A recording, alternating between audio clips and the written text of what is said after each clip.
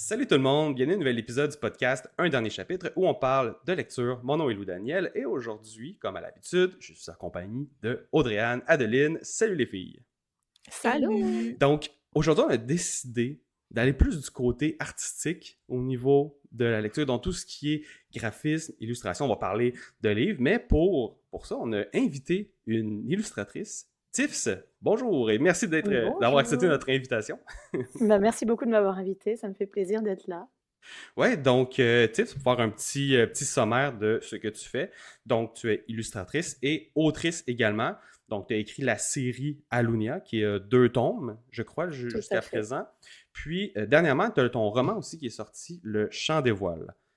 c'est ça. C'est correct, parfait. Puis, évidemment, on va en reparler un peu plus de tes livres, qu'est-ce que ça concerne. Mais moi, je voulais te poser une première question. Est-ce qu'on devrait juger un livre par sa couverture? Oh, bonne question. Alors, ça dépend à quel moment. Tu veux Le dire livre dans les c'est époques maintenant? C'est quoi? non, non, à quel moment? En fait, la qualité d'un livre ne dépend pas de sa couverture, Mhm. mais l'achat est souvent provoqué par la beauté d'une couverture. Donc on peut Oui. juger un livre à sa couverture en librairie, c'est ce qui va nous donner envie potentiellement de l'acheter. Mhm. Ça a une Mmh. grosse, grosse part de déclencheur d'achat. Mais une fois qu'on a le livre dans sa bibliothèque, c'est pas parce qu'un livre a une couverture hideuse que l'histoire dedans va être de moins bonne qualité. Non.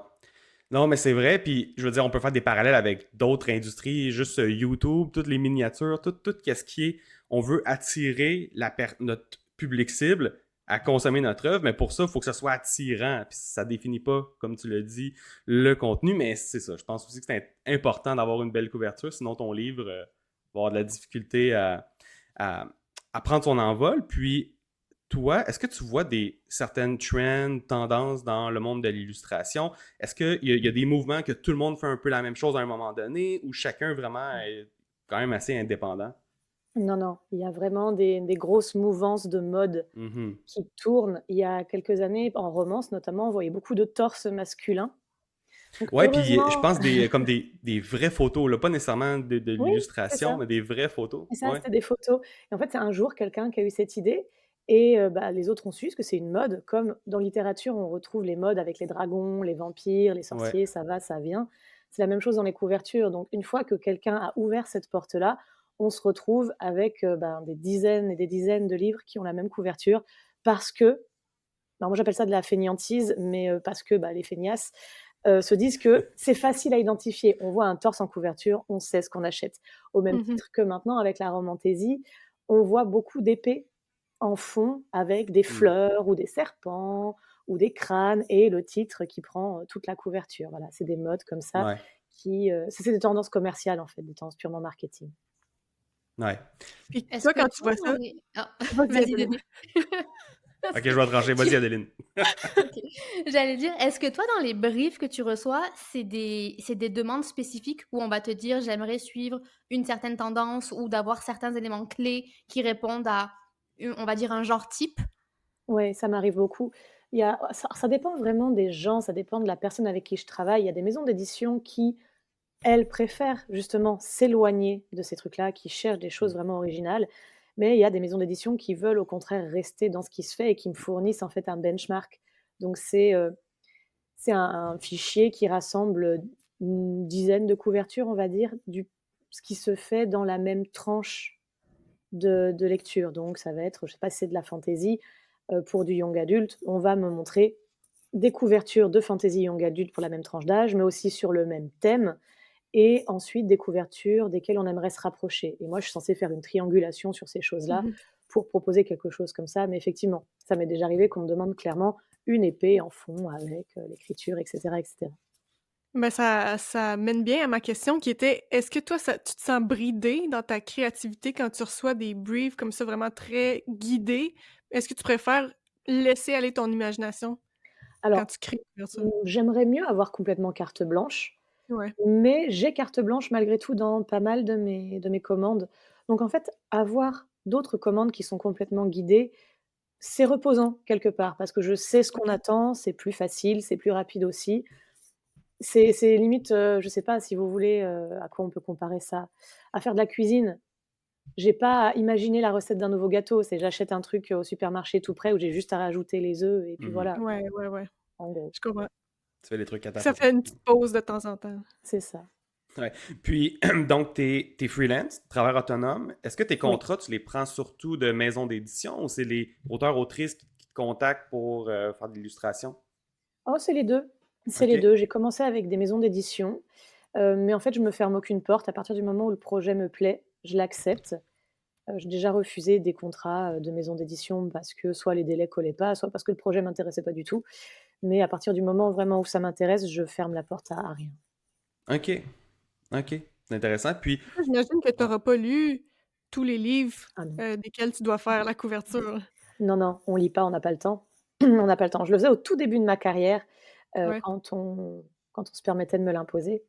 Mais, la couverture, même si c'est quelque chose de marketing, ça a un gros côté créatif et moi, si je me retrouve à lire un livre que je n'aime pas, bah, la Ouais. couverture va être moche. Ça va Ah! impacter ton Voilà, travail. Ah ouais. c'est ça. Bah, si j'aime pas ce que je lis, je n'aurai pas forcément d'idées et ce que je vais sortir, ça va pas être à la hauteur de ce que je peux produire quand je connais le bouquin. Alors que si on me donne un brief avec, les grandes thématiques, le genre, le public cible et le les idées en fait qu'on veut faire passer à travers cette couverture, bah, moi c'est beaucoup plus simple en fait d'en sortir quelque chose que si je dois me taper, une lecture de Ouais. 500 pages. Puis est-ce que des fois, toi-même, en faisant l'illustration, tu te donnes toi-même envie de lire finalement le livre ou pas du tout? Alors pas quand je fais l'illustration, mais quand je travaille avec les indépendants, donc c'est les auteurs qui m'en parlent, sinon c'est les éditeurs. Mmh. Mais dans les documents qu'ils me fournissent, souvent ça me donne envie, ouais. Quand on va me parler d'univers grandiose avec, je sais pas, des arbres roses sur lesquels poussent des cristaux, ce genre de choses et que je me retrouve à peindre ça, ouais, ça donne un peu envie d'aller voir comment c'est décrit et ce qui s'y passe.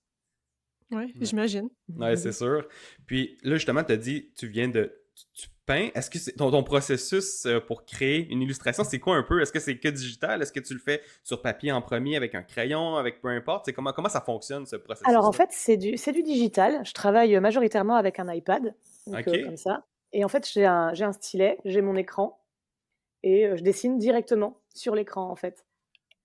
Ah ouais, OK. Ça ouais, ouais et j'envoie tout, c'est vachement mieux de travailler en digital parce que, Mhm. pour les modifications qu'on me demande, Ouais. si on me demande de réduire la taille du personnage, j'ai juste à le sélectionner et à le réduire plutôt qu'à, Mmh. devoir tout gommer et tout refaire.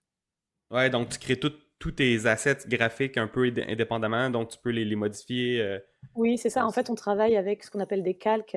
Donc c'est, bah, Hmm. imaginez du feuille de papier calque superposées les unes aux autres. Bah, Hmm. je vais avoir un calque avec le paysage au fond, je vais avoir un calque avec le premier plan et un calque avec le personnage et encore un calque avec le titre. Ce qui me permet d'essayer plein de pistes différentes et voire de déplacer les éléments en fonction de ce qu'on me demande. OK. Puis faire Est-ce une couverture, ça peut prendre combien de temps environ? Oh, ça dépend, mais plus rapide, j'ai dû mettre 6 heures à peu près. Quand j'ai Ah vraiment quand quelque même. chose, ben, voilà, qu'on me donne clé en main parce qu'on veut Ouais. une épée, un machin, voilà, c'est très Ouais. rapide. Et ça a pu me prendre jusqu'à une trentaine d'heures. En général, c'est plutôt ma durée moyenne. C'est-à-dire qu'on me donne un brief et on me demande de fournir, 2-3 pistes différentes. Donc je vais proposer 3 croquis, vraiment tous différents les uns des autres. Ils vont en sélectionner un, potentiellement on va le retoucher, potentiellement on va fusionner 2 pistes en une. Et ensuite, bah, après je mets le brouillon des couleurs par-dessus. Donc pareil, je vais proposer plusieurs ambiances de couleurs, plutôt la nuit, le jour, le crépuscule ou ce genre de choses dans le cas d'un paysage. Et ensuite je finalise, donc ça peut être assez long si jamais je me retrouve face à quelqu'un qui hésite. Ouais. Qui sait pas trop ce qu'il veut, quelle couleur. «Ah non, C'est finalement, ça, j'aimerais mieux l'autre que tu avais proposé avant», ouais. c'est un peu ça, ouais. Mhm. T'avais une question, Adeline? Non, non, c'était, Pour rebondir sur autre je chose. voulais juste savoir si est-ce que tu arrivais à être organisée au niveau de tes calques? Moi, je suis Oui. du genre je suis organisée les 10 premiers calques, puis après c'est à partir du sans titre, numéro 150. Alors non, je les organise vachement parce que alors au début, je les organise pas du tout. Quand je fais mes croquis, c'est le bordel, c'est pas possible. Mais par contre, une fois que la piste a été sélectionnée par l'éditeur ou par l'auteur, là, en fait, j'ai l'impression de faire du ménage, donc j'enlève tous les calques inutiles, je les renomme et je les classe en groupes. Donc avec le groupe du personnage, le groupe du paysage et cetera. Sinon je m'y retrouve pas. Je me retrouve avec 200 calques parfois. Bah oui, non, je me doute. Ouais. Non, c'est ça. Puis, moi, j'avais une question par rapport aux cartes. Oui. Comment, Tu en dessines, j'imagine, aussi, Oui, oui, j'en dessine, ouais. des cartes. Comment... Est-ce que tu connais la technique du grain de riz? J'avais déjà vu Oui, je ça. l'ai vu, Est-ce que tu je l'ai l'utilises? vu. Ouais. En tout Pas cas, du ben, tout. peut-être pour les gens qui connaissent pas, c'est quoi la technique du grain de riz? La technique du grain de riz, c'est quand on a un monde imaginaire et on ne sait pas bien comment répartir en fait les masses terrestres. On prend un paquet de riz, on le met sur une grande feuille et on laisse tomber les grains de riz. Et ensuite, ben, on les répartit un peu n'importe comment, au feeling. Et on fait les contours, on trace les contours en fait des blocs de riz et ça donne un aspect de carte du monde. Donc moi, je le Hmm. fais Ah, je pas. connaissais pas ça. Non, mais c'est vachement bien. C'est vachement bien. Ah Je pense oui? qu'il y a beaucoup d'auteurs qui passent par là, qui appliquent cette technique, parce que pour moi, c'est la plus efficace, en fait, pour Parce qu'une éviter de génération aléatoire... bah, c'est Mmh. ça, et ça évite de recopier des choses qu'on connaît ou de se retrouver avec des continents carrés. Ouais. C'est vrai. Mais toi, tu Mais toi, tu l'utilises pas? l'utilises Ouais. pas? Non, bah, alors je l'utilise pas parce que, je pense que c'est une question d'habitude. Au tout début, j'ai commencé à faire des cartes pour des auteurs qui, bah, justement, avaient des continents rectangulaires. Et je me suis retrouvée à essayer d'adapter un petit peu le dessin sans trop trahir ce qu'eux m'avaient donné, donc à modifier un peu vaguement le dessin des contours, même si ça restait une grosse masse rectangulaire.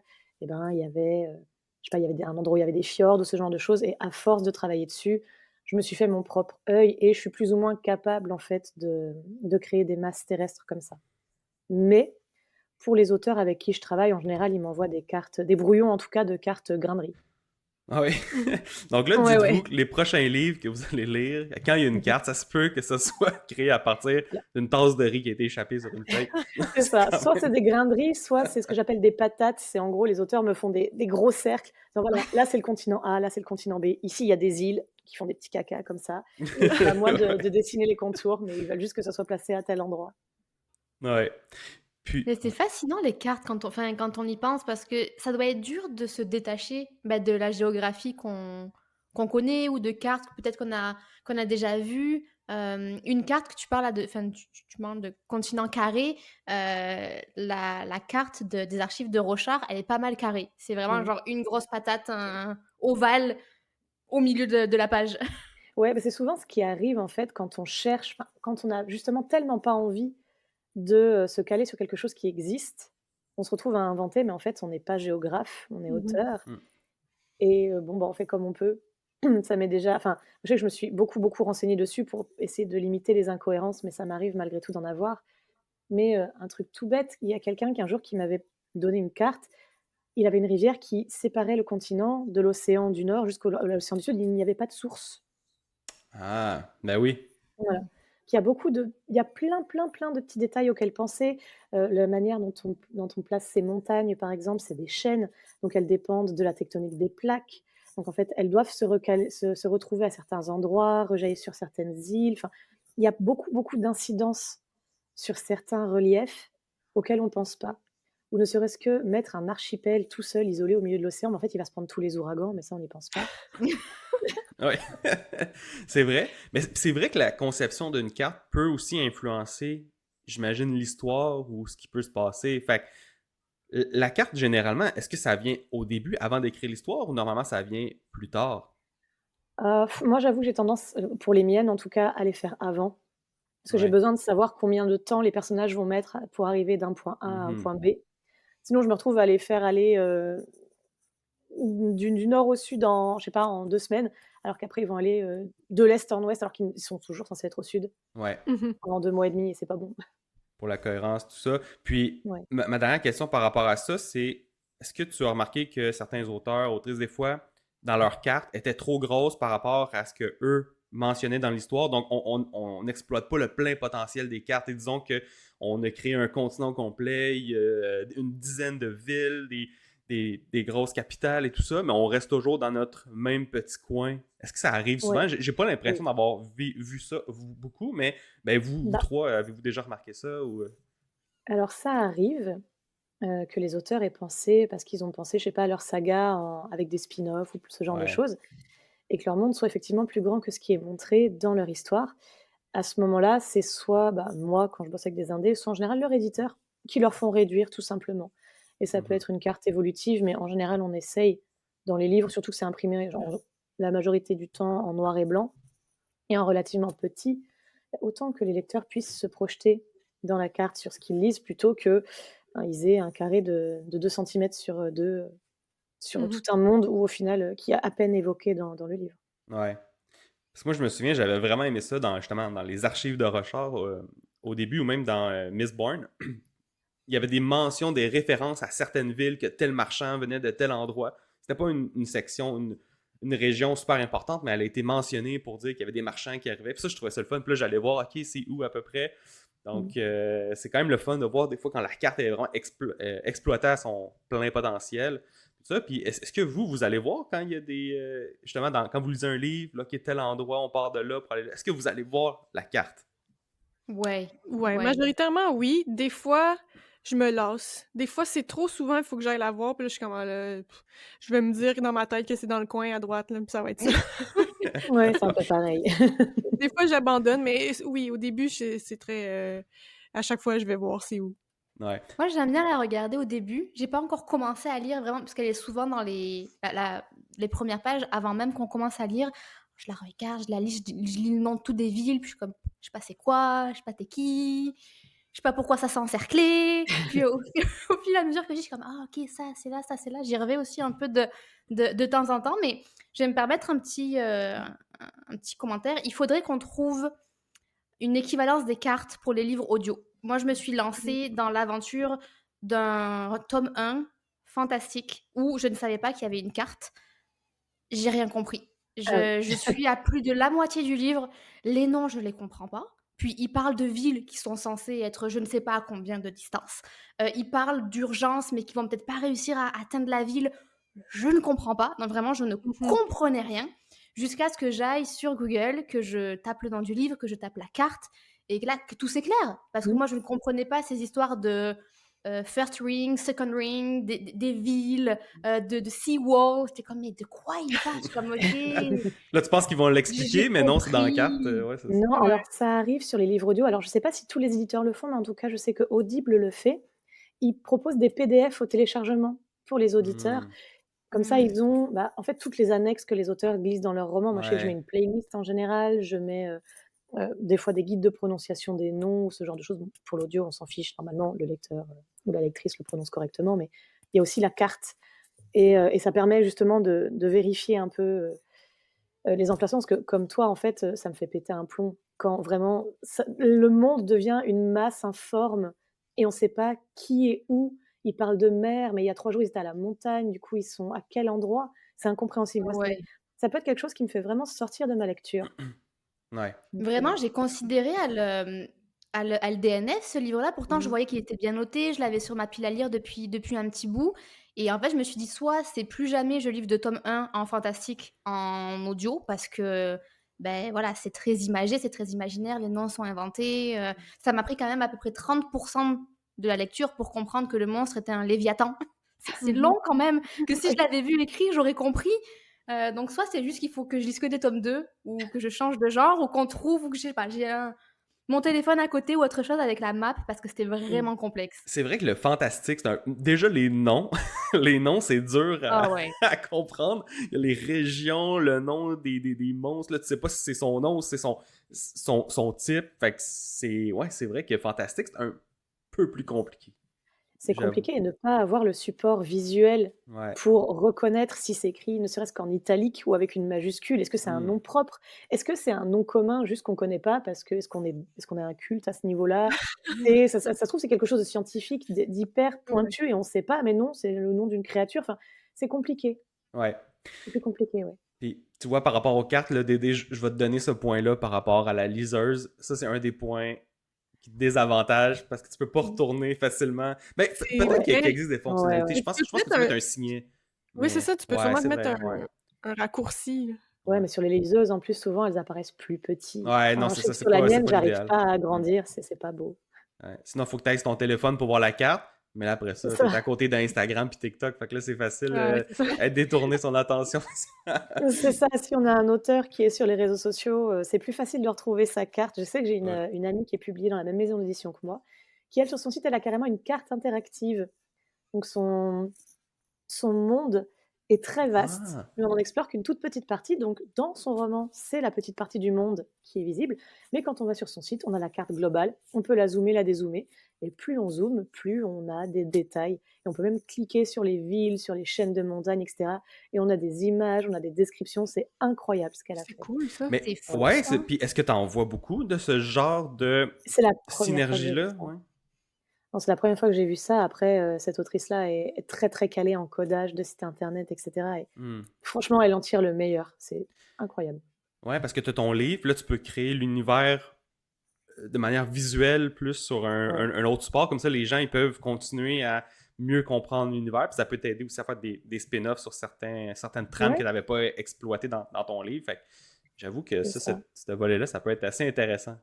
C'est ça, et puis il y a un petit côté encyclopédie, je trouve, qui apporte une profondeur qu'on n'a pas à la lecture. Donc une fois qu'on a terminé la saga, ben, il suffit moi je sais que j'aime bien retourner voir les cartes après, pour me rendre Hmm. compte de tout le trajet qui a été fait, pour aussi réaliser que, bah, tel événement s'est passé là. Ah oui, c'était de ça qu'on parlait, alors que, bah, un peu comme toi tout à l'heure, tu disais que tu regardais au début, puis qu'après tu laissais tomber. Je fais un peu comme ça aussi, sauf vraiment quand ça devient une espèce de masse informe, de trucs où là je retourne voir. Mais sinon je laisse ça tranquille jusqu'à la fin de ma lecture et je retourne voir après. OK. OK. Ouais. Ça me fait penser à justement ces genres de synergie-là entre la lecture et autre chose. Connaissez-vous Poisson Fécond? C'est un YouTuber français. Oui. Il a écrit un livre, puis dans son livre, je pense que je ne l'ai pas lu, là, j'avais entendu qu'il y avait aussi une playlist de musique que tu lisais par chapitre. Je sais pas si. Mmh. Ouais, puis je ne l'ai pas expérimenté, mais c'est la première fois que je voyais ça. Donc, tu as ton livre, là, à chaque chapitre, il faut que tu ailles écouter une playlist sur Spotify pour suivre l'histoire, comment ça a été écrit. Mmh. Fait que je trouvais ça spécial, ce genre des fois on mixe deux trucs ensemble, là. Ouais. Mais toi, tu disais que tu avais des playlists avec, Oui, tes romans? tout à fait. Tous mes romans ont une playlist et Alunia en particulier, j'ai carrément fait un guide d'écoute parce que justement, j'ai certains chapitres que j'ai écrits sur des musiques OK. spécifiques et j'ai même c'était à l'époque où je publiais sur internet. Donc je pouvais mettre carrément le lien de la musique au début du chapitre, comme ça les gens ils cliquaient et ils écoutaient pendant la lecture et j'avais fait en sorte d'écrire certains chapitres sur le rythme de la chanson, en me basant sur mon rythme de lecture à moi, en me disant: «Voilà, si les gens lisent à la même vitesse que moi, bah, en fait, les moments plus calmes, on va être sur les moments plus calmes de la musique et ça va s'emballer, au moment où vraiment la musique va décoller, quoi». Ouais, c'est Ouais, cool ça, c'est bien pensé. Ouais, ouais, interactif, c'est vrai. Ouais, un peu. Le ouais. seul truc qui m'embête, c'est que c'est des vraies musiques, enfin, j'en ai pas les droits moi, donc ça reste des Ah OK, ouais, playlists, ouais. de musique d'autres personnes, mais un jour peut-être Mhm. j'aimerais bien trouver quelqu'un qui puisse composer une playlist en ce sens, en tout cas. Mmh. Ouais. Non, c'est ça. Mais Adeline puis Audrey-Anne n'écoutent pas de musique, je pense, quand elles. Moi, Non, je je m'y tout le suis temps, tout mise. le temps. Je m'y suis mise. Moi, c'est Ah ouais. l'année des expérimentations, Ouais, hein, c'est cette ça, année, vraiment audiobook, dans ah playlist. ouais, ouais, audiobook, roman, Mmh. sci-fi, on y va fort cette année. Mais j'ai commencé un peu à mettre et j'essaye de trouver un petit mood avec Ouais, oui. Ouais. un petit mood. Alors, je tourne très souvent dans le mood un peu. Le fantastique, c'est très, c'est gothique, c'est la forêt, Ouais. c'est la pluie. C'est souvent ça Mmh. qui revient. Quand j'ai lu Book Lovers, j'ai pas trouvé de playlist qui pouvait aller avec. J'ai du Taylor mal Swift. avec ça. Taylor Swift. Non, faut pas qu'il y ait de paroles. Ça Moi, pourrait. faut pas qu'il y ait de paroles. Mais Non, c'est ça, sinon. ça c'est Ah non. déconcentrant. Mais, en fait, j'ai essayé moi d'écouter, mais pas tant des playlists, mais plus des ambiances, tu Ouais. sais, comme tu Mmh. sur YouTube un petit, chalet cosy avec le feu qui crépite Mhm. et une petite trame sonore tout loulou. Mais c'est que je me tanne vite de la petite trame sonore qui est comme répétitive puis Mmh. qui me gosse, Je fait que comprends. je l'arrête assez vite. Mais peut-être qu'il faudrait que j'essaye des meilleures playlists que ça. Mmh, il Ouais. y en a qui existent qui font genre 10 heures et c'est que des Ouais, enchaînements, ou alors sinon il y a les playlists de Lo-fi Ouais. qui existent. OK. Ça c'est pas mal du tout. J'aime bien lire en écoutant ces trucs-là quand il y a pas de playlist, dans mes lectures. Ouais. Sinon, moi, mon truc, c'est les musiques de jeux vidéo. RPG, jeux Ah bah vidéo, oui, là, c'est ouais. les meilleurs. C'est les Mmh, meilleurs. c'est vrai. Parce que ça change aussi, tu sais. C'est pas la même pendant une heure, là. T'en as Ouais, plusieurs, ouais. plusieurs. Fait qu'il y a toujours un petit mot justement médiéval, fantastique. Fait que Mmh. c'est cool. En tout cas, je le recommande. Puis, ben sinon, on a parlé un peu de tes livres. Veux-tu nous en parler un peu? Comment, donc, ta première série, Alunia, Oui. comment c'est venu cette idée-là? Puis c'est quoi un peu l'intrigue, si jamais tu veux nous en parler un peu? Ouais, alors Allonia, c'est l'univers le plus ancien que j'ai. Hem, en fait, je l'ai découvert en rêve. J'étais Ah, au lycée à ce moment-là, c'était en 2005. Je venais de découvrir la série, enfin la licence Final Fantasy et notamment le 10 que j'ai adoré et en fait, le jour où j'ai terminé le jeu, heu, j'ai fait un rêve où je me retrouvais devant une ville, magnifique alors qui n'avait rien à voir avec le jeu, mais qui avait la même vibe et je me suis réveillée, j'ai dit: «Oh, j'ai une idée d'histoire» et en fait, j'ai commencé à écrire à Lunia que j'ai posté sur internet, puis, bah, bon, de fil en aiguille, je l'ai réécrit et maintenant c'est un roman qui est publié, mais c'est vrai que voilà, je le traîne depuis très, très longtemps, depuis plus de la moitié de ma vie quand même. Quand même, ouais. Ouais et en fait, on est sur une duologie, donc il y a 2 tomes de fantasy où on suit, Léa qui vient de notre monde et bah, Léa, elle est étudiante. Elle a pas trop de passion dans la vie à part, la photographie. Ce qui la pousse à partir en pleine forêt pendant une nuit d'orage pour prendre en photo les éclairs depuis un promontoire et bah, manque de bol, elle meurt foudroyée parce que c'était très ah. intelligent d'aller dans la forêt en plein orage. Voilà, elle meurt foudroyée et elle se réveille, à Alunia et Alunia, en fait, c'est un empire magnifique, hyper technologique. Bon, c'est pas du tout médiéval, on est avec des motos, on est avec des hologrammes, ce C'est genre de plus choses. sci-fi ou... Ouais, c'est plus proche de Ok. ça. C'est vraiment avec la vibe de Final Fantasy, donc Ouais. le mélange un peu de technologie, mais proche de la nature et donc pas forcément avec des trains ou ce genre de choses, mais il y a quand même quelque chose d'ancien. Comme s'il y avait eu une civilisation très avancée avant qui aurait été, sur le déclin. Donc voilà, Ok. cet empire-là, il est, très technologique, mais bah, pareil, il tombe un peu en ruine parce qu'un jour, il y a eu un gars qui a eu une vision de fin du monde et il s'est dit: «Il va falloir que je l'empêche» et la seule chose qu'il a trouvé pour empêcher ça, c'était de prendre le pouvoir et d'utiliser la magie des âmes pour, mettre un verrou mental sur la population. La magie des âmes, c'est dans ce monde-là, quand les gens meurent, leur âme se matérialise sous la forme d'une sphère qui reste sur terre comme l'empreinte éternelle de chaque personne. Et cette sphère possède une certaine forme d'énergie que de très rares personnes sont capables de manipuler pour en faire un peu ce qu'ils en veulent. Et pas de bol, c'est le cas de ce gars-là qui l'utilise, qui a mis le verrou mental. Donc Léa, elle arrive là-bas, elle ne sait pas ce qui lui est arrivé, elle ne sait pas où elle est. Tout le monde cherche à la tuer, sauf un tout petit groupe de gens qui, ben, eux, ils échappent à ce verrou mental, on ne sait pas bien pourquoi. Et ils la récupèrent et ils lui disent: «Bon, mais voilà, tu es, ici, il se passe ça, la population est sous le joug du grand oracle. Maintenant tu as 2 choix. Soit tu repars vivre ta vie, on ne t'empêche pas de faire ce que tu veux, tu es pas obligé de rester avec nous. Soit tu pars vivre ta vie dans ce monde que tu ne connais pas alors que tu as tout perdu. Soit tu restes avec nous, mais en échange, il va falloir mettre la main à la pâte pour qu'on puisse, ben, dégager, ce gars de là où il est et rendre sa liberté au peuple allounien». Donc sans surprise, Léa va rester avec eux.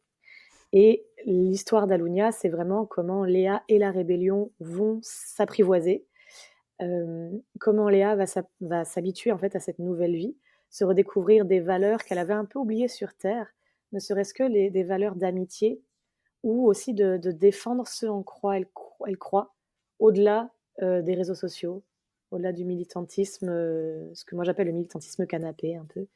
Mmh.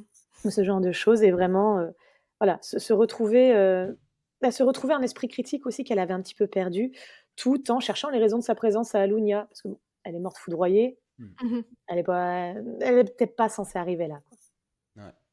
Ouais, C'était un ça a l'air excellent très pitch, intéressant. honnêtement. Ça Ouais. donne envie. Merci. Est-ce que tu l'as pratiqué souvent? Oui, oui, oui, Ah bah, ouais. là, en plus, j'étais en salon ce week-end, Ouais. Oui, ça paraît, ça paraît. Donc, ouais, non, ça a l'air très, très intéressant. Donc là, il y a juste 2 livres, il va pas avoir d'autres. Ça se Non, termine. alors il y a 2 livres sur la saga. Après, j'ai un spin-off sur un personnage, qui OK. s'appelle Elvira, qui se passe 5 ans plus tard, mais c'est sur un autre territoire, pour le coup, Mhm. avec un personnage qui est arrivé, bah, par hasard dans le tome 2. J'avais besoin d'un bouche-trou.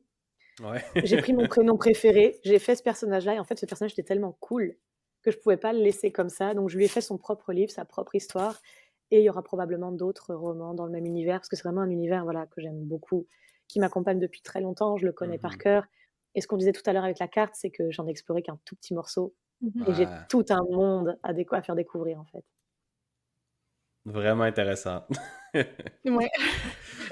Puis, je voulais savoir par rapport à cette série-là, c'est ça qui. Tu dis que tu l'as publié sur Internet en premier. Donc, Oui. est-ce que tu y allais chapitre par chapitre ou tu l'as vraiment mis là au complet quand ça a été terminé Ah d'écrire ou non, d'éditer? non, non. En fait, j'étais donc au lycée, c'était le tout début d'une plateforme de blog qu'on appelait Skyblog. C'était le tout début des réseaux sociaux à l'époque. C'était en ouais, 2004-2005, ça a commencé. Et juste idée d'histoire, j'ai créé mon blog, j'ai mis le résumé, j'avais rien écrit encore et en fait, tous les soirs après, je venais écrire, puis peu importe si j'écrivais une page ou 5, bah, je publiais tout ce que j'avais écrit ce soir-là sans même le relire, comme ça pour, qui voulait le lire. Et l'histoire s'est OK. vraiment créée au fil des jours et je me posais même pas la question des chapitres, en fait. C'était, partie 1, partie 2, partie 3 parce que c'était, la partie de la journée, en fait. Donc j'avais même Hmm. pas réfléchi ni en numéro de chapitre, ni en numéro de tome. Pour moi, c'était censé être une grosse histoire et c'est ensuite quand, bah, j'ai commencé à me renseigner sur, comment créer un scénario ou ce genre de choses que j'ai commencé à prendre du recul et à retravailler le texte pour le faire coller, à ce qu'on connaît. Histoire de si je le propose à des maisons d'édition, que je leur dise pas, «Oui, bah, il fait, je sais pas, 1000 pages Word». Ouais. Non, c'est Mais Voilà. vrai. est-ce que tu avais automatiquement du feedback quand tu publiais ça sur internet? Y avait-tu Ouais. des gens qui te suivaient puis qui disaient: «Ah oui, Ouais, ouais, c'est pour ça que je commençais justement à le publier sur un blog, parce qu'il y avait toute une communauté de gens qui écrivaient là-bas et c'est OK, en tombant dessus par hasard et où j'ai réalisé que non seulement j'étais pas toute seule à écrire dans mon coin, mais en plus de ça, je pouvais le partager avec le reste du monde, donc c'était vachement cool. J'ai créé mon blog, j'ai posté mes trucs, j'allais lire d'autres histoires que j'avais trouvées et en fait, on se lisait entre nous et au fur et à mesure, cette communauté-là s'est développée et je Hmm. me suis retrouvée avec, je sais pas, 200-300 lecteurs à chaque fois. Donc quand c'était même». vraiment chouette. Parce que des fois, Ah oui. c'était juste du: «Oh génial, je veux trop lire la suite» et des fois, il y a des gens qui prenaient le temps de faire vraiment un retour avec des Ouais. analyses sur la psychologie des personnages ou ce genre de choses et c'était vraiment mes premiers retours, mes premières critiques et c'était extrêmement précieux. Ben, c'est Puis, sûr. est-ce Moi, je que... trouve Ouais. ça courageux d'avoir juste comme tout écrit comme ça, lancé ça dans l'univers puis C'était de aller l'inconscience pure. C'était de l'inconscience pure parce que voilà, il y avait ni Facebook, ni Instagram, ni rien du tout. ouais. C'était vraiment le début des réseaux sociaux. J'avais pas la moindre idée de ce qui aurait pu, s'abattre sur moi Mmh. Ouais, comme aujourd'hui quoi, ça c'est n'existait ça. pas. Ouais. Mais non, mais c'est intéressant de voir que ton parcours part de là. Puis, tu sais, tu construit, j'imagine, ta plume Mmh. avec les gens avec qui tu partageais ça. Puis, non, c'est intéressant à voir ça. Puis, est-ce qu'il y a il y a parmi ces gens-là qui t'ont donné des commentaires au tout début, est-ce qu'ils t'accompagnent encore aujourd'hui comme bêta-lecteur Oui, pour t'aider? Ouais. ouais, ouais, mais j'ai 4 bêta lectrices sur mes romans, il y en a 2 que j'ai rencontrées en 2007 et les 2 autres, je les ai rencontrées quelque part entre 2010 et 2015 Est-ce que et pareil, tu les as déjà vus en vrai? ouais. Ou...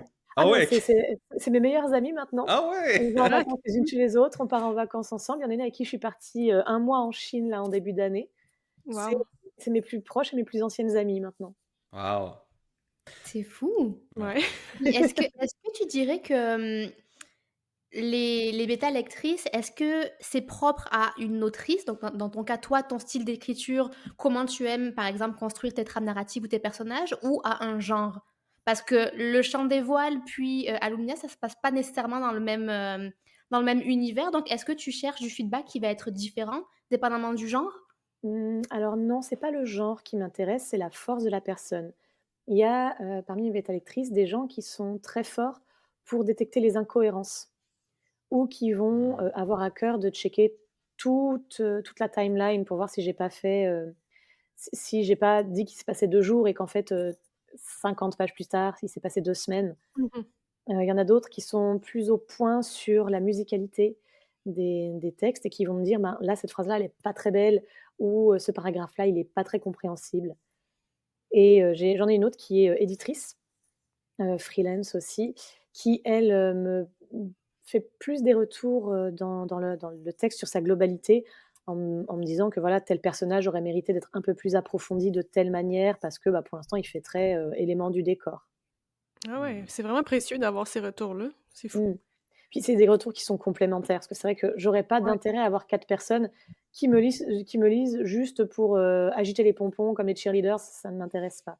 Enfin, Ouais. c'est assez important aussi, parce que l'écriture reste quelque chose de très solitaire et que quand on doute, c'est important d'avoir des gens pour nous soutenir.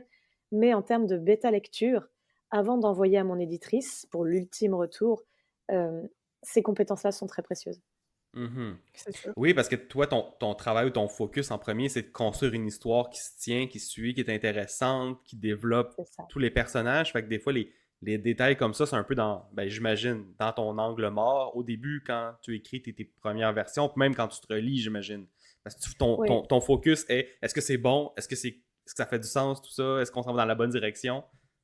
c'est ça. Et c'est énormément de doutes parce que quand on écrit le premier jet, enfin, moi en tout cas, quand j'écris le premier jet, je sais où je vais, mais je sais pas si j'y vais en prenant le bon chemin. Mhm.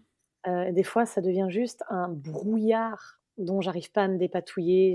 Je sais que je veux raconter ça, mais je m'emmêle dans des trucs et je prends 3 pages pour dire quelque chose qui aurait tenu en un seul paragraphe et ça fait que ça devient un livre incroyablement chiant. Mhm. Alors que si on en enlève, on va dire 20, et ben, le livre devient hyper cool parce il est plus dynamique et on a Mhm. enlevé alors peut-être des éléments d'univers qui, bah, sont très intéressants si on a envie de lire une encyclopédie, mais pour lire, une aventure, bah, c'est pas ce qu'on cherche, quoi. Ouais, c'est ça, c'est la balance à trouver entre on veut dire tout ce qu'on voit, justement les arbres avec des cristaux qui C'est poussent, ça, mais en même temps, il faut que ça avance, là. Il faut que la Mhm. personne sente que ça bouge. Ouais, c'est ça, sinon elle s'endort et puis en fait elle DNF le livre. ouais. Est-ce que c'est difficile de se détacher de ces éléments-là, de certaines descriptions? Alors, pour moi, non. C'est en fait, je réfléchis mes univers qu'à moitié avant d'écrire. Ça m'évite de vouloir tout raconter. J'ai ma base, j'ai un peu comme une toile, voilà, j'ai mon cadre et le reste, ben, je vais attendre de le découvrir au fur et à mesure. Parce que si j'ai tout et avec, je sais pas, la généalogie de mes personnages sur, 50 générations, je vais avoir envie de tout raconter et c'est là C'est que sûr. je vais me perdre et que je vais perdre mes Ouais. lecteurs. Donc je me laisse, de quoi découvrir. Ça me permet aussi, ben, instinctivement de caser des révélations au bon moment et ben, après j'ajuste, je prends des notes au fil de l'écriture pour éviter les incohérences justement aussi en termes d'univers. Mhm. Et là, en ce moment, est-ce que tu es en train de travailler sur un nouveau roman ou Ouais, pas? bah, alors ouais, j'ai une nouvelle saga qui s'appelle Le Sang des Titans. Le tome 1 sort en mars, il était en avant-première là à Montreuil et je suis en OK. train d'écrire le tome 2 et donc on est dans un univers assez différent. On est avec, c'est un univers avec des îles volantes. En fait, tout l'océan s'est envolé. Il y a des millénaires suite au battement d'ailes d'un oiseau géant. Donc on a, non seulement les îles qui volent au milieu des nuages, mais aussi les baleines, les méduses, les poissons et les bateaux qui volent au milieu de ça. Ah ouais. Wow, OK. Ouais, c'est un univers intéressant. Ouais. Nouvel univers, ouais. Puis là, vu que tu es illustratrice et autrice, c'est quoi un peu la proportion de. Est-ce que tu mets 50% ou ça dépend des fois ou comment ça fonctionne un peu tes Non, journées? illustration, Ouais. alors mes journées, ça dépend si j'ai des deadlines, côté écriture.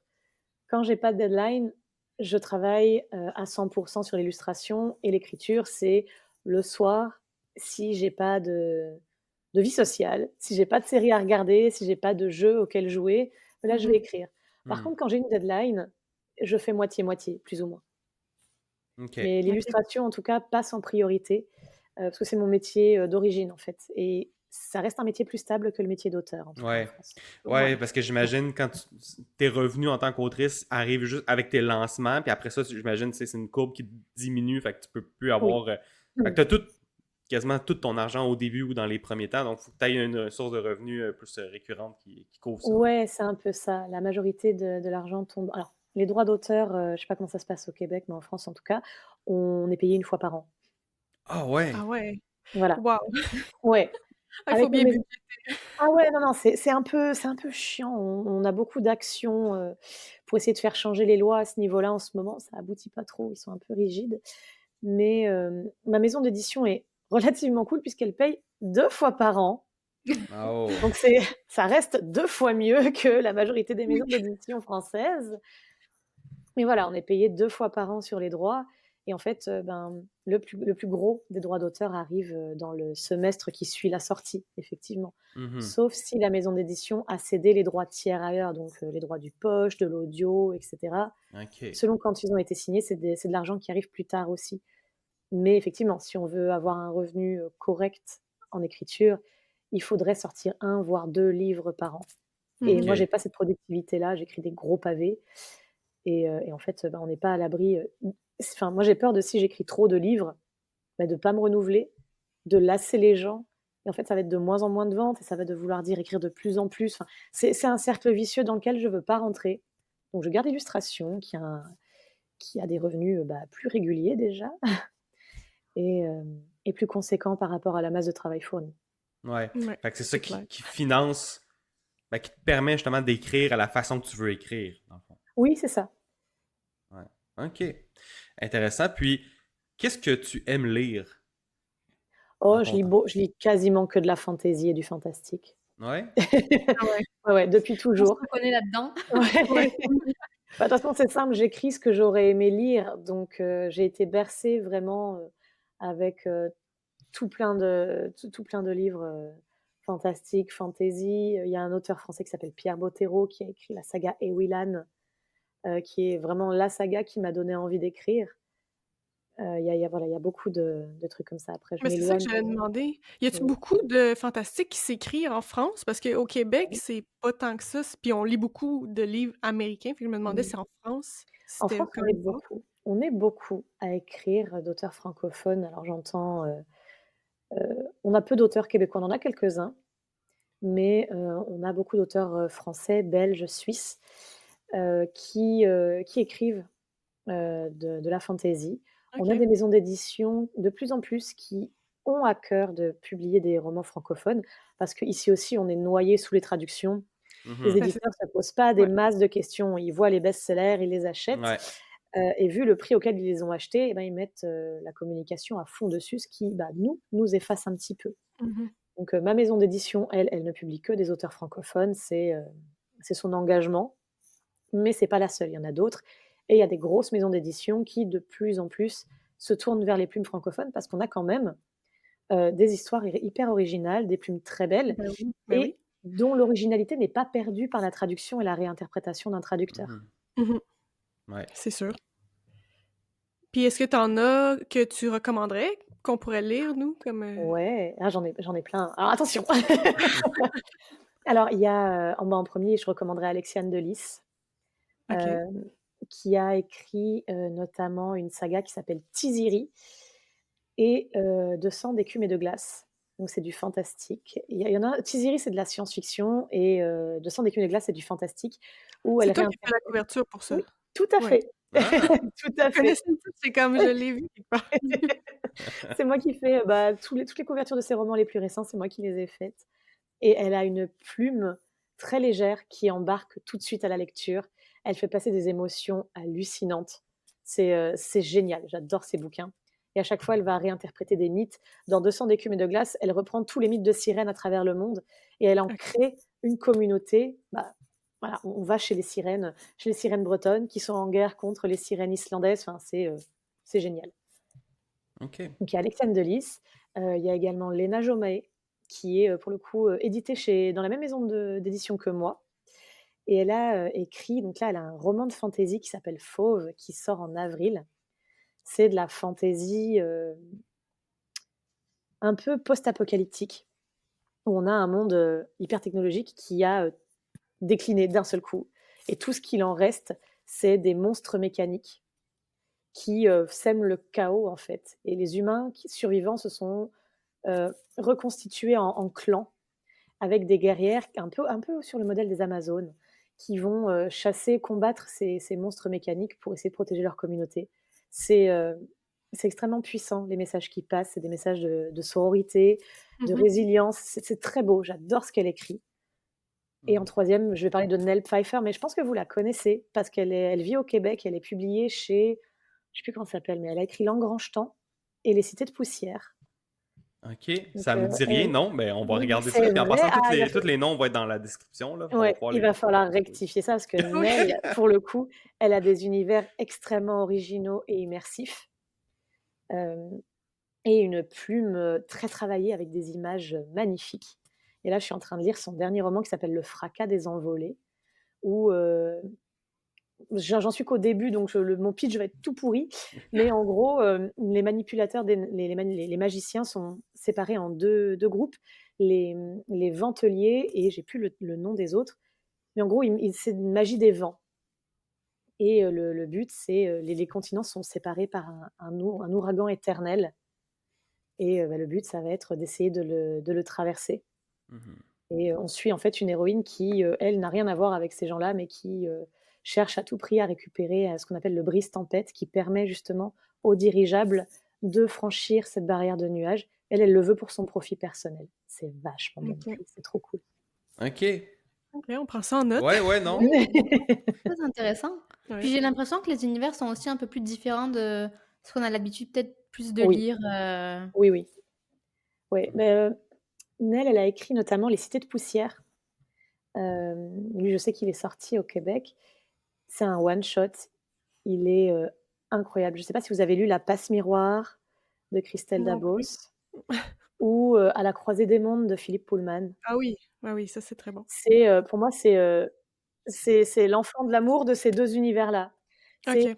C'est à moitié c'est un peu dystopique. On est dans notre monde, mais, il y a eu un cataclysme, la Terre est devenue invivable et l'humanité s'est répartie en 4 cités protégées par des dômes de poussière. Il y a eu un événement il y a quelques siècles qui s'appelle l'Altératum et l'Altératum a créé la poussière et la poussière, c'est un truc, de magie, en fait et pour, entretenir la poussière et entretenir la protection de ces dômes au-dessus des cités et donc sauvegarder l'humanité, il faut récupérer les artefacts d'avant l'Altératum et on suit une héroïne, Mia. Elle, son rêve, ça a toujours été, de partir, au-delà de ces dômes pour récupérer les artefacts. Sauf que, elle se rend compte que, l'Altératum, c'est quelque chose de beaucoup plus complexe que ce qui n'y paraît et qu'elle a quelque chose à voir avec tout ce schmilblick et les messages qui passent sont extrêmement puissants parce que ça parle d'écologie évidemment, mais on a aussi des messages sur l'effacement des figures féminines dans notre histoire. OK. C'est, on a beaucoup de female rage et il est incroyable ce livre. C'était mon coup de cœur de l'année, donc franchement, je vous OK. le recommande plus. Cool. Non, mais c'est le fun d'avoir des recommandations comme ça, parce que c'est Ben ça, oui. on disait que nous, on est beaucoup UK puis États-Unis avec les Ouais. recommandations, Brandon, peu importe qui. Mmh. Donc, c'est le fun d'avoir du côté francophone, que ce soit québécois, côté français, on est preneur là, pour ces Mmh. recommandations-là. Puis, je me demande, est-ce que Patrick Sénécal a passé en France? Est-ce que vous le connaissez? Alors moi, je le connais pas, il écrit quoi? C'est du fantastique aussi? C'est pas vraiment du fantastique, mais c'est C'est plus plus horreur, je dirais. ouais, horreur, Plus ouais, c'est ça. dérangeant. Je vais Horreur, regarder un ça. peu policier peut-être, intrigue. Ouais. Parce qu'au Alors Québec, Patrick c'est un Sénécal. des plus gros auteurs ici. Des fois, je me demande. Alors, il Mais écrit Alice, quoi? c'est-tu considéré comme fantastique? Peut-être. Il peut avoir un petit côté, un petit aspect fantastique, mais je Ça dirais me pas que parle ça c'est une bonne Ok. recommandation fantastique. Ouais. Ça me parle pas du tout. Après moi, c'est pas mon style de lecture, donc Ouais. peut-être Ouais, c'est qu'il ça. existe C'est en pas Fran ça que tu peut-être lis. qu'il existe en Fran si, il est publié en France, je le vois, il est chez Pocket en tout cas en Hmm. format poche. Ok. Donc Ouais. il a des traductions et dans des grosses maisons, donc je pense qu'effectivement il doit avoir une bonne présence. Mais c'est ça. C'est pas ton genre, j'imagine que tu l'as pas. Ouais. Parce qu'il Non, est assez. je C'est intense un peu, ces ouais, choses. Puis, est-ce qu'il y a un genre que tu veux vraiment pas lire ou que t'aimes absolument pas? ce que j'aime absolument pas, il y a la dark romance. Ok. OK. Ouais. Voilà, c'est voilà, c'est les gens qui en lisent font ce qu'ils veulent, les gens qui en écrivent ont une responsabilité, dont ils n'ont pas forcément conscience, à mon Mmh. sens. Et moi, je ne veux pas y toucher, même pas avec un bâton. Ok. Et j'imagine que tu refuses des projets que c'est de la dark, romance pour illustrer. Ouais, je les refuse. Je me suis fait avoir une fois, quelqu'un qui m'a Ah pas ouais. dit tout de suite que c'était de la dark romance et quand elle m'a décrit ce qui se passait, j'étais là: «Oh quelle horreur!» J'ai accepté ça. Oh merde. Bon, la personne était très gentille, donc j'ai fait ses couvertures quand même, hein, Ouais, mais plus jamais. Ok. bon. Mais c'est vrai que c'est intéressant parce que c'est un genre qui est très, très populaire, hein. Sur BookTok, Oh ouais. on en voit vraiment beaucoup. Puis de là à ce qu'il y ait même des avertissements aussi en début de livre Oui. de, voilà, à vos risques et périls, on parle de ça, il y a ça. C'est vrai que quand on se pose 2 secondes à y réfléchir, tu te dis: «OK, ouais, Oui. c'est» Mais la Pourquoi? dark c'est ouais, ça, il y a pourquoi, mais ceci dit, la dark romance a eu un côté positif, c'est que ça a popularisé les trigger warnings. Mmh. Voilà, les avertissements de contenu au début des livres, on n'en mettait pas avant et en fait, avec l'arrivée de la dark romance qui a flouté, les lignes de lecture, en fait, on se retrouve avec des adolescentes de 13 ans qui se retrouvent à lire Captive où, la nana se fait, coller la main sur une plaque de cuisson par son mec et elle finit quand même par en tomber amoureuse. Ouais. Voilà, on a Ouais. besoin des Ouais. avertissements de contenu pour rappeler quand même aux gens que c'est pas la réalité et que c'est pas normal ce qui s'y passe. Et du coup, ça a popularisé ces avertissements-là, dans tous les genres de la littérature et ça, c'est pas mal.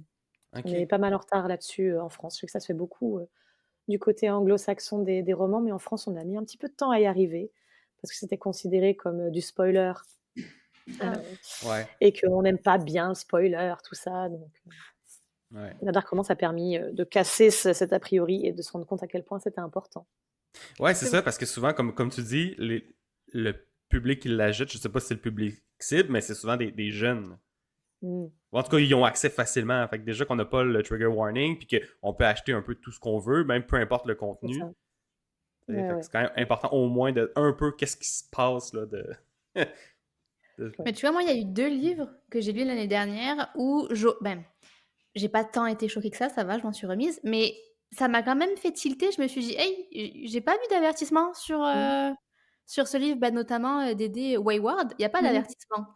Je pense pas, non. Non, il y en a pas, puis j'étais comme: «Ah, ça en aurait pris un», C'est je ça, Mmh. mais trouve. les gens, au moins, les gens qui en parlent sur les réseaux sociaux, au moins, je trouve que eux le donnent, même s'il y en a pas dans le livre en tant que tel. Quand tu en fais la promotion, les gens ils vont dire: «Hey, faites attention, trigger warning de tel sujet». Fait qu'au moins, il y a ça, tu sais, même si c'est pas écrit, dans le livre en tant que tel. Ouais. Ah ouais, ben, effectivement. Donc, à voir. Puis, tu as écrit aussi Le Chant des Voiles? Oui, Ouais, Le Chant parfait. des Voiles. Puis, j'ai vu, il me semble que c'était du Young Adult. Tout à fait. Donc, puis est-ce que dans la première saga que tu as écrit aussi, est-ce que c'était du Young Adult ou c'était. Oui, oui, Ok, oui, Alunia et Le Chant des Voiles, c'est mes 2 romans young adultes. Après ça, j'ai, Elvira et Le Sang des Titans qui sont plus adultes, ok, en tout cas par l'âge des personnages et les thématiques, mais ça reste tout public, c'est pas de la dark fantasy. ok. Mmh. Et est-ce que c'est difficile ou est-ce qu'il faut que tu t'ajustes un peu comment tu t'ajustes en fait de passer de Young Adult à quelque chose qui est un peu plus grand public? Bah, en fait, je m'ajuste pas, j'écris ce qui me vient en tête et ce que j'ai Ouais. envie d'écrire et je vois après Ah, ok, si ça je comprends. colle Ouais. aux cases. J'ai la chance d'avoir une maison d'édition qui bah, en gros, ses collections, elle se soucie pas vraiment des tranches d'âge. Elle a, enfin, ça c'est je sais que c'est très fragmenté, en tout cas, chez les Américains.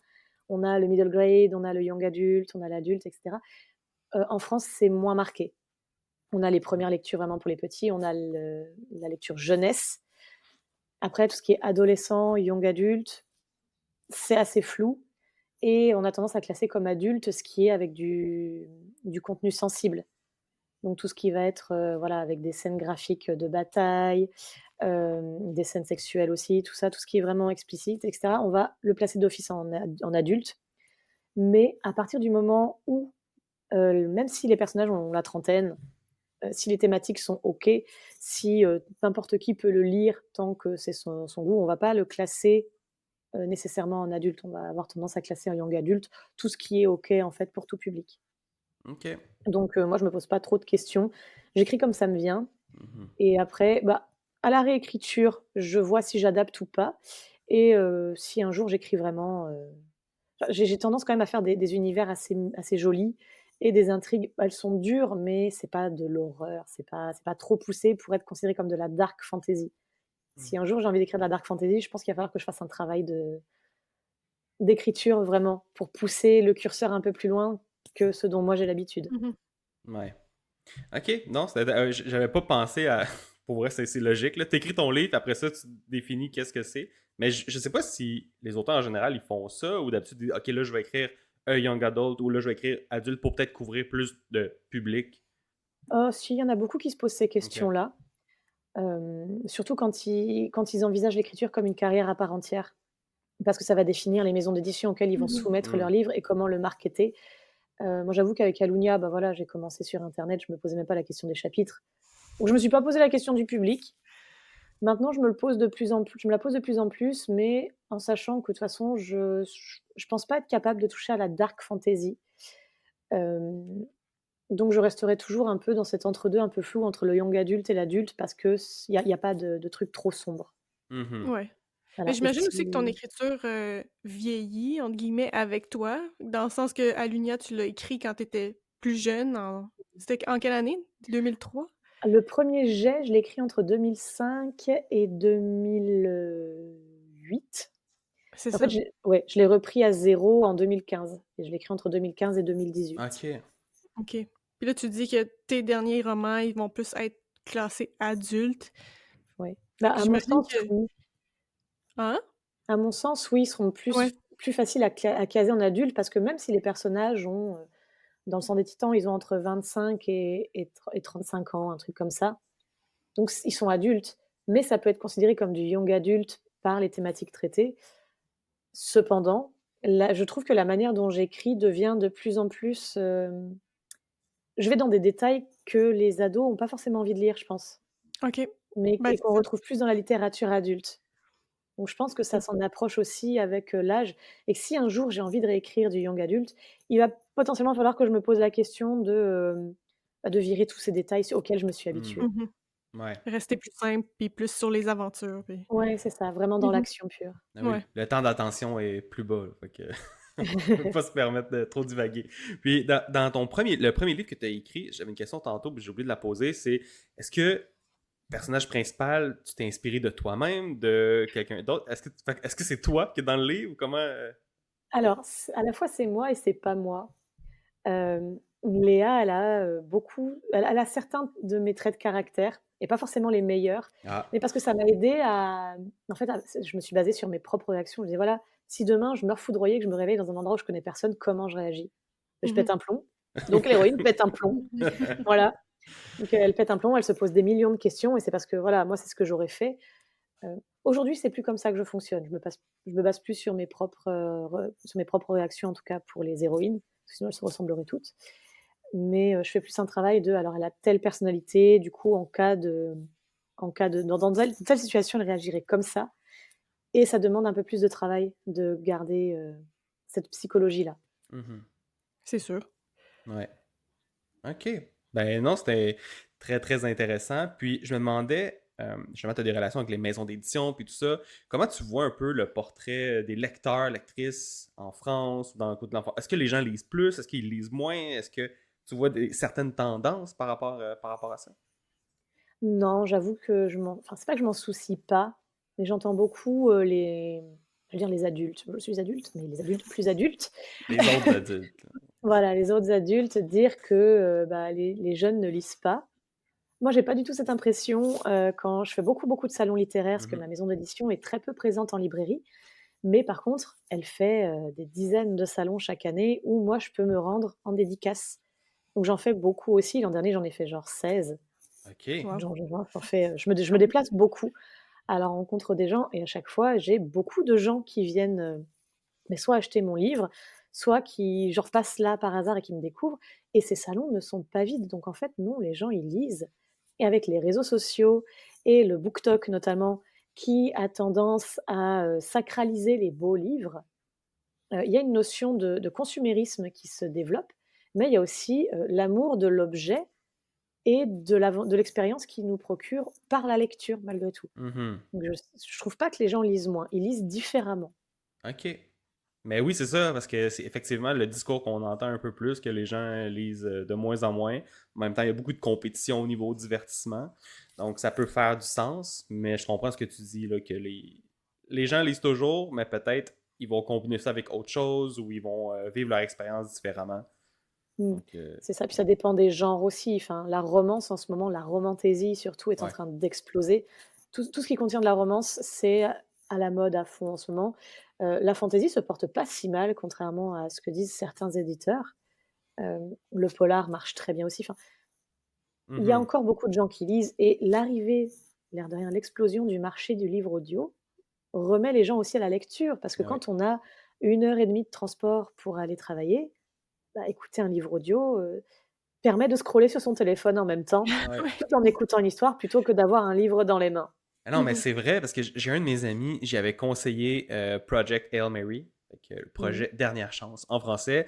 Puis je pense que soit il avait lu ou il l'avait écouté en audio, mais bref, puis là j'avais fait d'autres recommandations comme Red Rising, je sais qu'il aime beaucoup le science-fiction, puis tout ça, fait que j'avais fait plein de recommandations, puis il avait juste pas le temps de lire ou il se sentait pas vraiment, ça lui tentait pas à certains moments, mais il les a tous dévorés en audiobook. Mm. Puis il les a adorés, donc c'est ça, ça lui a permis de découvrir ça. Puis même il me l'a dit, là, merci de m'avoir fait découvrir ces univers-là. Fait que ça n'aurait pas été possible sans l'audiobook. Fait que c'est vrai que c'est le fun, ce côté-là qui arrive. Puis toi, est-ce que tes livres se retrouvent en audiobook? Ouais, ils sont tous en audio. Et c'était un peu Ok. l'un de mes objectifs en publiant un roman. Je voulais vraiment, vraiment que mes livres soient en audio parce que ma mère lit très difficilement. Et en fait, l'audio lui permet d'écouter tous mes livres. Mhm. Donc, c'était important pour les personnes dyslexiques qui ont du mal à lire, Mhm. les malvoyants, tout ça. Et Ouais. même juste ceux qui ont des troubles de l'attention et qui n'arrivent pas à se focaliser sur la lecture. Pour moi, c'était très important que le livre soit aussi accessible que possible. Et vraiment, je suis très contente parce que en dessinant la plupart du temps, bah, j'écoute aussi beaucoup, beaucoup de livres audio. T'écoutes des podcasts ou des livres audio ou des vidéos YouTube quand tu fais des... J'écoute surtout des livres audio. Ok. Ouais, ouais. Pas mal, quelques podcasts aussi, mais surtout, surtout des livres audio, parce qu'en fait, sinon, je n'ai pas le temps de lire. Vu que mes journées sont consacrées à l'illustration et le soir à l'écriture, en Hmm. fait, je me mets dans mon lit pour lire un livre et je m'endors au bout de 2 pages. Ouais. Mhm. Donc c'est insupportable comme rythme de lecture. Je mets 3 mois à finir un livre, donc Ouais. alors qu'un livre audio, ben voilà, je bosse 7, 8, 9 heures par jour. En 2 jours, le livre, il est fini, quoi. Ouais, ouais. Non, c'est sûr, c'est vrai. Tu vois. Comment ça se passe le choix de la personne qui va narrer ton livre? Est-ce que tu as ton petit mot à dire sur le ton, l'ambiance, le type de narration, l'intonation? Est-ce que tu passes des Mmh. entrevues? Ouais. Non, malheureusement, moi, j'ai pas mon mot à dire dessus. Ouais. Ça dépend, en fait, des éditeurs audio. Moi, mes livres, ils sont signés chez Audible. Ils s'occupent de tout. On peut éventuellement émettre un souhait. Là, je sais que pour mon prochain livre, donc Le sang des titans, il y a 2 points de vue. Donc j'ai émis le souhait qu'il y ait 2 lecteurs, 2 narrateurs. Je ne sais pas si ça sera respecté, mais on n'a pas notre mot à dire dessus. Il y a d'autres maisons d'édition audio qui, elles, proposent des échantillons, en fait, de voix, d'intonation, que mon éditrice valide, fait valider aussi aux auteurs. Mais en ce qui me concerne, j'ai pas mon mot à dire, donc c'est un peu la surprise quand je les découvre. Donc c'est pas toi qui vas décider si c'est, par exemple, un homme ou une femme qui va narrer, tes livres? Parce que des fois c'est surprenant. J'ai lu un livre, écouté un livre il y a pas longtemps. On est dans le point de vue d'une femme, Mmh. mais le narrateur est masculin. Oui, Ah tout à ben, fait. Alors, j'avoue que je ne comprends pas non plus ces choix-là. C'est, le cas avec La Guilde des Ombres d'Anatrice, qui est une formidable, trilogie de dark fantasy. C'est une héroïne. On suit une héroïne depuis, ses 8 ans, je crois, jusqu'à, ses 30 et quelques années. C'est un homme qui raconte et c'est un homme qui fait toutes les voix, y compris la sienne, avec une petite voix de fausset, ah, délicieuse. Mais pourtant, je l'imaginerais pas lu autrement, c'est l'un des meilleurs livres audio que j'ai pu écouter. ah Mais ouais. justement, c'est le Ouais, commentaire aussi que j'allais dire, c'est que le narrateur que j'ai écouté était incroyable. ouais, Alors, tout à fait. l'histoire était pas folle. Peut-être Mmh. que très probablement en physique, je l'aurais DNF. J'ai continué à écouter parce que le narrateur était vraiment, mais topissime. Mais le narrateur fait beaucoup, hein, sur l'appréciation d'un livre. Hmm. Je sais que ça m'est déjà arrivé d'abandonner des livres parce que c'était lu de manière, mais exécrable. Alors que c'est des livres qu'on m'avait survendus comme étant extrêmement drôles, hyper profonds et en fait, le lecteur se croyait à l'opéra où il prenait des intonations, je comprenais pas bien. Il y avait des races humanoïdes, il leur donnait des voix d'attardés, enfin c'était pas possible, en fait. Voilà, donc il y a des livres comme ça que j'ai DNF. Moi, j'ai eu du bol avec les miens. Pour Le Chant des voiles notamment, c'est une comédienne de doublage qui l'a lu et non seulement sa voix est magnifique, c'est exactement le style de voix que j'imaginais pour l'héroïne, mais en plus de ça, elle incarne les personnages à la perfection, la narration, elle est vivante et j'ai eu l'impression qu'elle avait compris mon livre comme moi je voulais le faire comprendre. Hmm. Donc j'ai vraiment eu du bol, mais je sais que c'est pas le cas pour tout le monde. Des fois, c'est un peu Ben la oui, c'est ça. Imagine, t'écoutes ton livre pour la première fois, puis tu te sens comme l'autre livre avec le narrateur qui fait n'importe quoi, là. C'est ça, Ouf, ce serait c'est pas... non, c'est déjà arrivé à des copines et du coup, je sais que, elles en parlent pas. Elles préfèrent ne pas en parler. Ouais, Ok, ouais. Ouais, tant il mieux. n'existe pas ce livre-là Ouais, audio. C'est ça. c'est ça. Puis là, tu dis que tu as été t'es publié avec Audible pour le volet audiobook. Est-ce que tu es au courant de tout ce qui est Audible Gate? Est-ce que tu en as entendu parler? C'est quoi ton point de vue par rapport à ça, si jamais tu sais un peu de Alors, quoi je parle? j'en ai non, je suis pas sûre. J'ai vu Ok. passer des trucs par rapport à l'IA. Il y a ça, mais c'est une Ouais. forme un changement de rémunération avec le Ah non, changement de forfait. Donc là, oh, tout récemment là? ouais. Ouais, si, du coup, j'en ai entendu parler ce week-end. OK. Ah, c'est ça. Ben, ça J'ai commence pas quand même encore récent, là, trop ouais. creusé. Ouais, j'ai pas encore trop creusé parce que j'ai vraiment c'était là, je crois que j'en ai entendu parler samedi, donc je me suis pas, trop posée dessus, mais je sais que ça râle pas mal du côté des éditeurs, Mhm. qui cèdent les droits parce que, bah, ça encore une fois, on va se faire traire, quoi.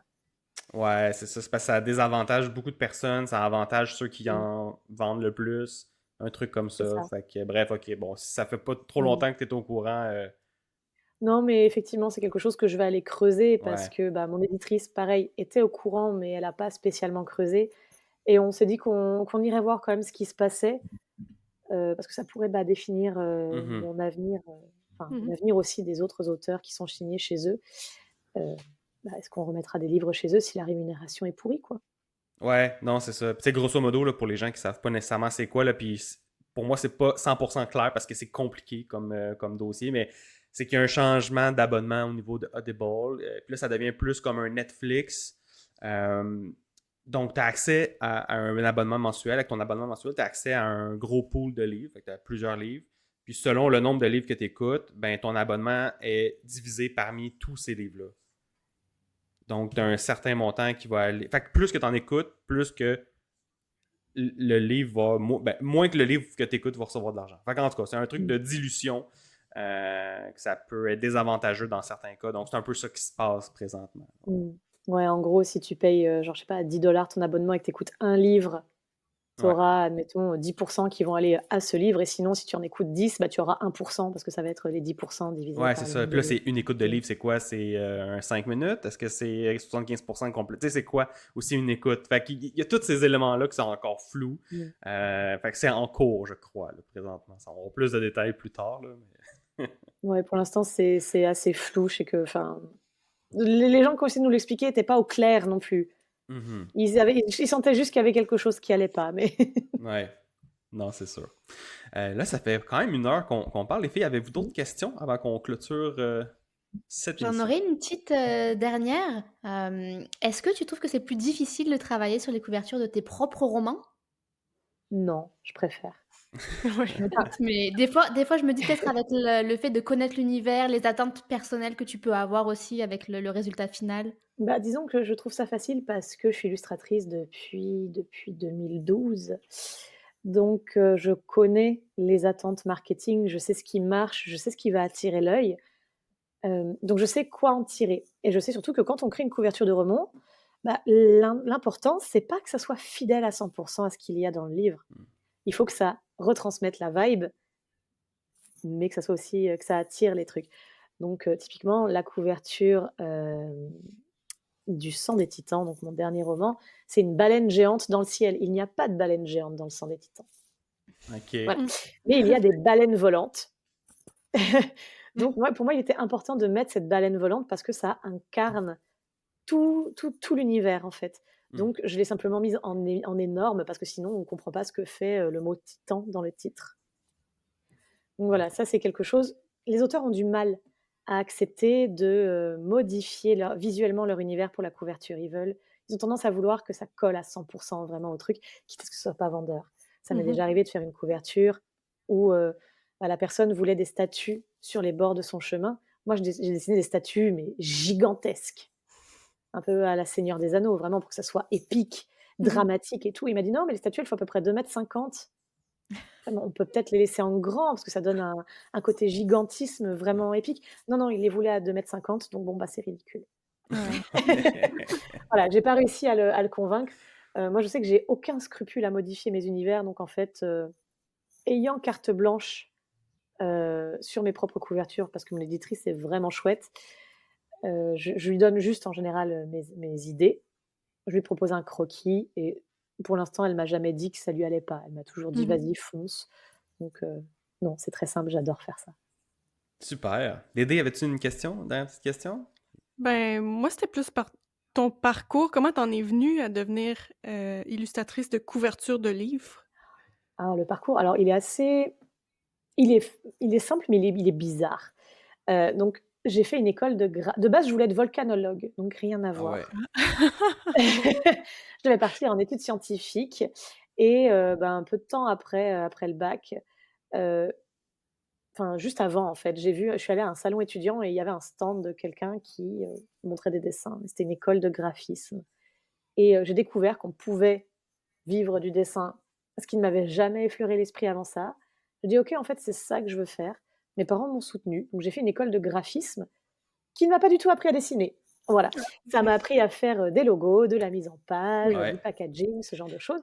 Donc ça me sert tous les jours vu que dans les couvertures de romans, je fais aussi le graphisme. Mais c'est vrai que ça m'a pas trop appris à dessiner. Mais une fois que j'ai eu mon diplôme, bah, en fait, j'ai continué toute seule dans mon coin et en parallèle, je publiais mes romans sur internet, donc sur Skyblog et cetera et bah, je les illustrais.